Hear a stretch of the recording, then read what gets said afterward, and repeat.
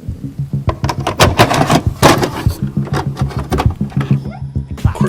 the first one to do that. I bet you never knew that. Back like a tailbone. Who you got the tail on? If it ain't about me, about whole D, about face. If you ain't on higher, learn it. The soda in the pot and the fire, burn it. This shit is so dope. You might wanna be my guest. This shit is so dope. You might wanna be my. What's going on, guys? TCT here, and today I got another hidden gem to review to show you guys. And this hidden gem has actually caught me off guard. Very, very unexpected. Okay. You guys need to check out this game. You guys need to check out this game. And right after I'm done reviewing it, maybe I can influence a lot of people that's watching this video to be in the good graces of taking my advice. We're talking about Frontier Hunter. Frontier Hunter, Erza's Wheel of Fortune. And no, it's not a gambling game. Okay, at first I thought it was a gambling game, but it really caught me off guard about what this game is based on. It is a side-scrolling action-adventure game. Did I say action wrong? I'm not going to edit it out. I'm starting wrong. Okay? It is an action-adventure game that is also in the Tower Hunter series. I had no idea. This game follows Erza, a streamer and a legendary hunter who soon had her ship wrecked by unknown monsters. While you are in the lands finding parts to fix your ship, you also come across others who will not only help you on this journey, but you will also face deadly enemies heading towards your path.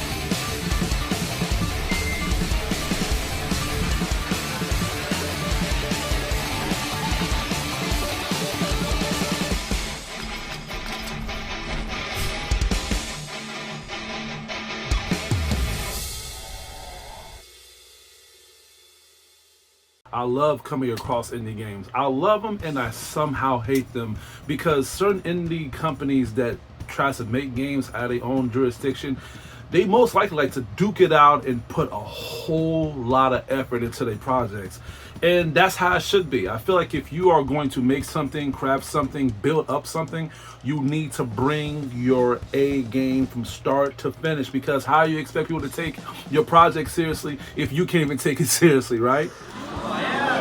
But what kind of put me into the curiosity level was just how many positive scores that Frontier Hunter has gotten through the streaming services or through PC gaming reviews alone. I mean, we're talking about reviews that is very positive all the way up to close to 10 out of 10s through 100% through Metacritic, God's a Geek, and Steam itself. And when it was released on the PS5, I had to check it out. I had to see what all the fuss is about. And by this being only $20, if this was 30 or 40 bucks, it would still be worth the purchase price, because not only that this game has blown me away of just how much I enjoyed it, but just so much material and content that is on this game that will make game developers like Ubisoft blush.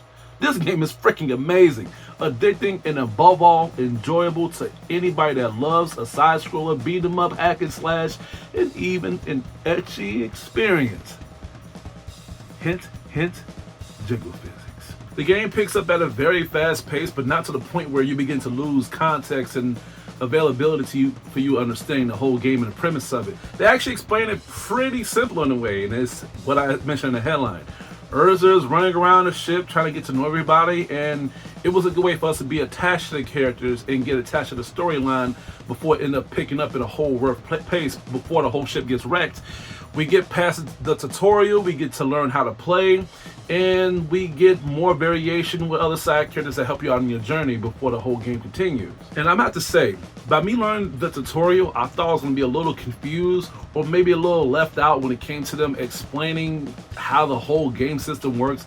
I don't know, it's because I've been playing a lot of games lately that is very bad of explaining how the game engine works. But what I like about Frontier Hunter is that when you learning the basic maneuvers of how to play the game, they give you basic tutorial of how to do it. So when the game starts, you learn how to jump, you learn how to dodge, you learn how to attack, you learn how to do strong attacks. And as the game progresses and as you begin to get deeper into the game, when you unlock different abilities or know different techniques, they give us new tutorials as well of how to maneuver them and how to counteract them towards us being in the hinges of combat of us.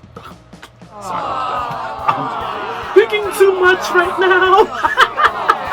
But you see my point. My point is that the game is very good when it comes to the terminology of us learning the mechanics of the game. Because what is the most important aspect of us playing a game? Learning how to do it. And they do that with start to finish when it comes to us learning the mechanics correctly, even when we are getting deeper into the project of learning new movesets. What I also like too in the beginning of the game is the cutscenes. Now they do show more cutscenes as the game progresses, but the cutscenes on Frontier Hunter brings more life into the characters. I mean, the cutscenes don't just show good dialogue between Erza and the characters that she meets, but they show some very good scenes of us being attached to the side characters as well. They even have quick time events too. They have some QTE just so we can make sure that we're paying attention. They even have some scenes where certain characters are feeling attached towards the player and Erza itself. So I feel like the game does very well when it comes to not just pacing with the characters, but us getting a further relation of the characters as the cutscenes are immersing us to the gameplay mechanics. Even the lip syncing. The lip syncing is one thing that I nitpick hard when it comes to JRPG games or just games that's based in Japan and try to Englishize them. Frontier Hunter lip syncing is perfect. No one is gonna play Frontier Hunter and say that the lip syncing sucks. And pretty soon after that, when the ship crashes and Erza and her crew is in this unknown forest, we are introduced to the gameplay. Now, this is when I thought that this game was going to show us some hack and slashing deals, and when we play with certain characters, they have us get introduced with new movesets, which they do. They give us new characters, which means new movesets, how they attack, how they maneuver, and how they use their certain abilities to counteract other enemies. So we learn how to shoot, we learn how to use dual-wielding weapons, and we learn how to use martial arts.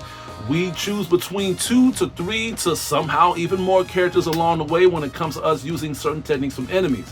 But what I was surprised of on this game was how much detail they add towards certain combat. There were certain mini games that I had to come across when it comes to me shooting certain enemies out of the fucking sky. There were some mini games where I had to, come across shooting enemies when it comes to protecting bases. This game is bursting with so much detail of creativity and fun to the point where you're not going to get bored playing this. You may get a little frustrated when it comes to you overcoming enemies, but that doesn't mean that these enemies are tough. They're challenging. And by you overcoming challenges, that means learning why you're dying so much. And they do that well here on Frontier Hunter. Let's talk about the enemies and some on this topic. The enemies are great. They don't throw the same enemies at you, only if you're in the same area. This game has a big map, a variety of locations for you to uncover. Sometimes you do some backtracking with, regarding to unlocking certain abilities like a double jump, or you learning how to swim, or jumping across the the obstacle, or unlocking keys. So the backtracking here could be linear to some people, but not linear to me, because I feel like if you're gonna backtrack on a game, it's like backtracking real life. You're backtracking to get something. And on Frontier Hunting, thinking too much again.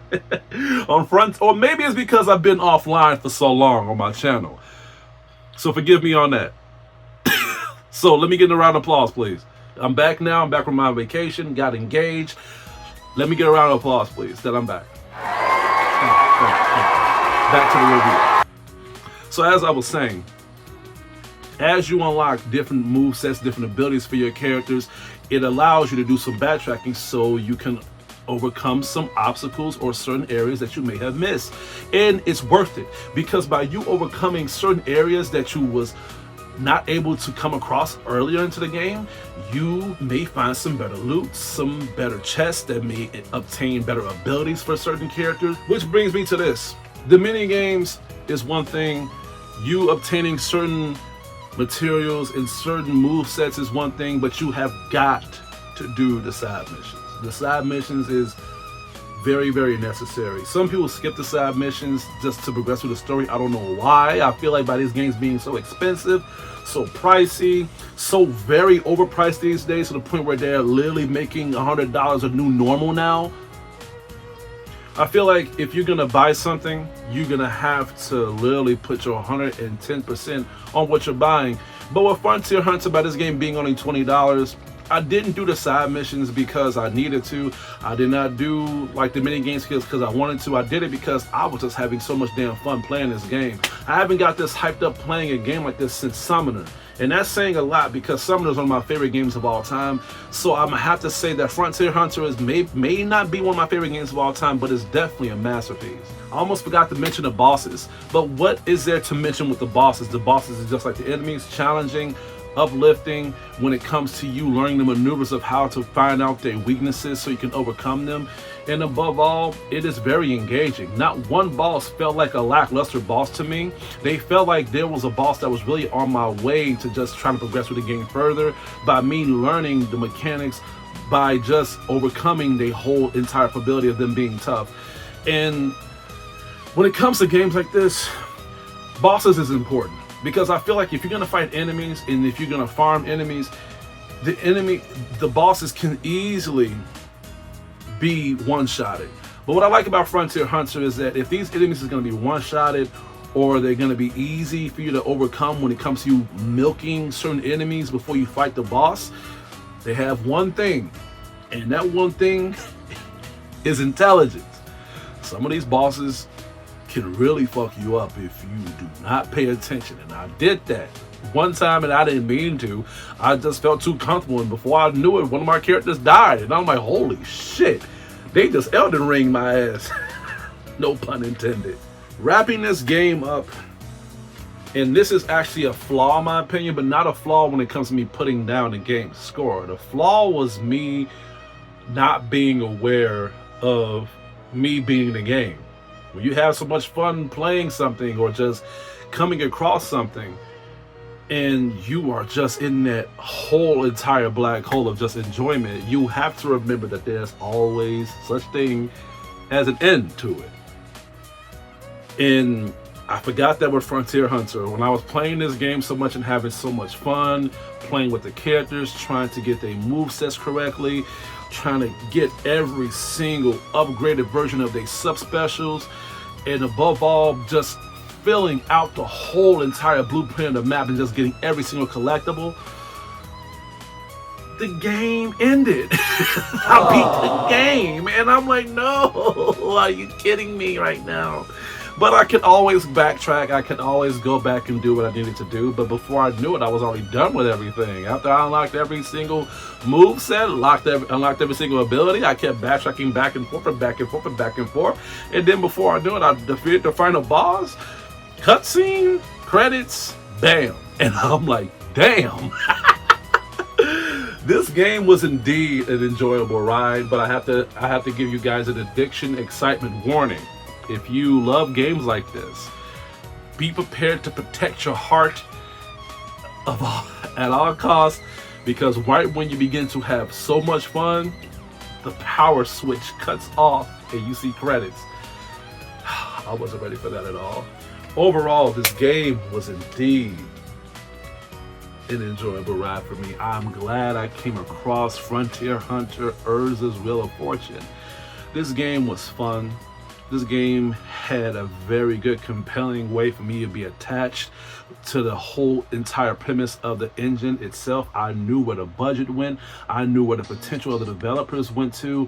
They made a great game that will play a place in my heart, and hopefully everybody else's that played this game. And if you are watching this review, I highly recommend you people to definitely check this game out. If y'all like side scrollers, hack and slashers, shooters, martial arts, RPGs, ecchi, anime, all in one package. If y'all like good games that is cheap, why are we not in the same level of you not getting this game, huh? You need to get Frontier Hunter. And if you don't want to get it, hey, I understand. Some masterpieces can be overlooked to certain people, but I just don't understand how it can be overlooked if we tell you to check it out. I'm gonna have to give Frontier Hunter Erza's Wheel of Fortune a legendary rating. I'm gonna have to give this game an A+.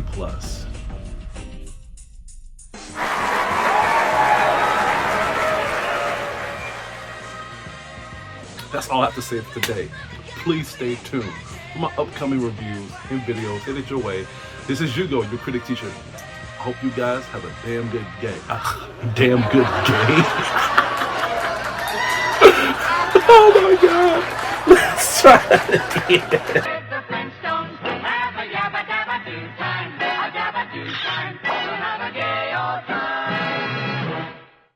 You know what else I'm thinking about? I'm going to keep it there.